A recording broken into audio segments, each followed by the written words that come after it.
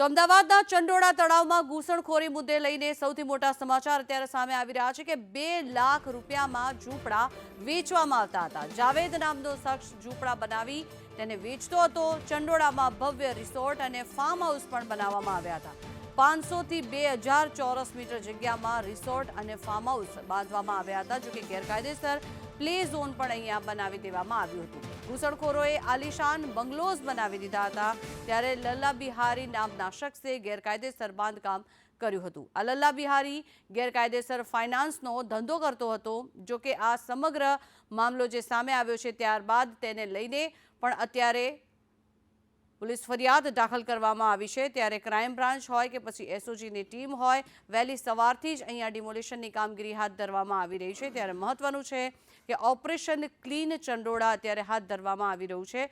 खूब ज मोटी संख्यामां पोलीस काफलो अहींया खड़की देवामां आव्यो छे અને સાથે જ અહીંયા 60 જેટલા બુલડોઝરો એક સાથે કામગીરી કરી રહ્યા છે અને દબાણો દૂર કરવામાં આવી રહ્યા છે। ગેરકાયદેસર બાંધકામ પર બુલડોઝર ફરી વળ્યું।